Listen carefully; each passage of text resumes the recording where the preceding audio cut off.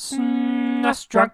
Over the past few years, the speedrun community has become a pretty major deal. It's a great way to look at older games in a brand new light, and there's tons upon tons of YouTube channels and Twitch streams dedicated to this, many of which go toward a charitable cause, which is pretty cool, like Awesome Games Done Quick. They have a ton of stuff on YouTube, go look for yourself. But yeah, there's worldwide leaderboards, subset communities dedicated to particular games. For example, there's a wiki for Yoshi's Island dedicated to pointing out glitches that can save you time, both for 100% runs or for any percent runs. So yeah, speedruns are ridiculously popular right now, so I thought it'd be neat to take a look at some of the best Super Nintendo games that lend themselves well to speedruns. Of course, any game can be speedrun, or is that speedran? I'm gonna start by very quickly addressing the most obvious of obvious games for speedruns, like Super Mario World, Yoshi's Island, any of the Donkey Kong Country games, any of the Mega Man X games, Super Castlevania 4, Contra 3. I mean, any game that consists of simply running to the right, beating a boss, and completing the level is going to make for a great game for speedruns. You don't need me to tell you that. I don't think the world needs some guy painstakingly pointing out why Super Mario World is a good speedrun game, but this wouldn't make for a very interesting video if I just left it at that. Look, I'm not saying I'm an expert on speedruns, far from it actually. I just thought this would be a good excuse to open up the comments so people could talk about what SNES game they like to speedrun the most.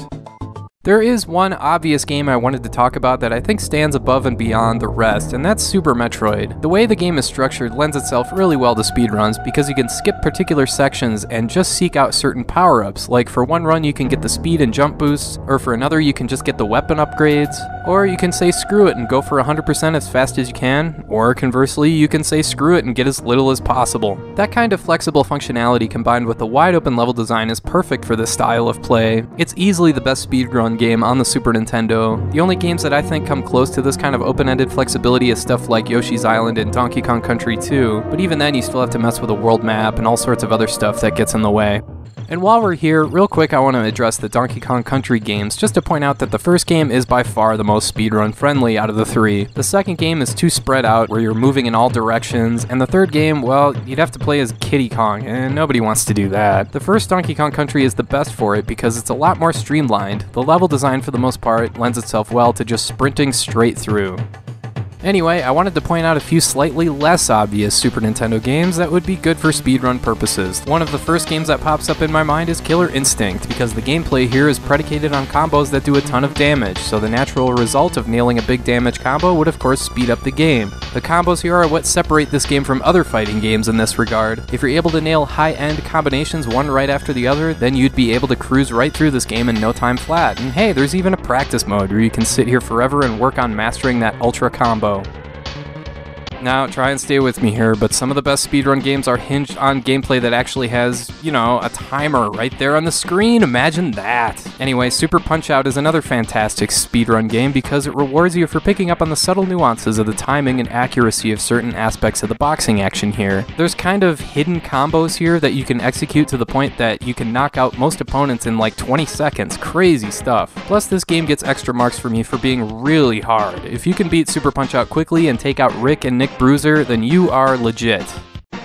Sticking with the whole crazy talking point of speedrun games with an actual timer on the screen, there's obviously racing games like Super Mario Kart and F-Zero. As if these games aren't hard enough to win on their toughest difficulty settings, a whole new sense of urgency is added when you consider going for an overall quick time. Another nice thing about these games is that you don't have to do one long run taking hours. You can just Google a leaderboard for a particular race or circuit and just see how you match up. Next, I'll mention a game that's a little off the map, Umihara Kawase. This game only came out on Super Famicom, but it's available on Steam. It's open-ended puzzle platforming that has multiple paths available to complete each level. It's really well done, and it's also really freaking hard. Since it's on Steam, there's screenshots and times being posted every so often, so that's pretty cool. And while I'm on the subject of Super Famicom, there's two other games I've looked at in the past few weeks, Do-Re-Mi Fantasy and Twinbee Rainbow Bell Adventure, that are both well suited for any potential no-death run. There's also stuff like Chrono Trigger, which you can speedrun in a variety of different ways, or however you want to use the New Game Plus option. You could beat Lavos with just Chrono and the wooden sword. Okay, maybe I couldn't, but you could. I also want to point out a more oddball game, Evo Search for Eden. Progressing in this game is hinged on grinding and evolving your creatures, so being able to beat bosses in a quick time despite having lesser attributes would really be an accomplishment. This game is hard as balls and counts on you to grind in order to be even somewhat competitive with some of these monsters, so I don't know. Evo would either be kind of a fun speedrun game or a really boring one. I just thought I'd throw it out there.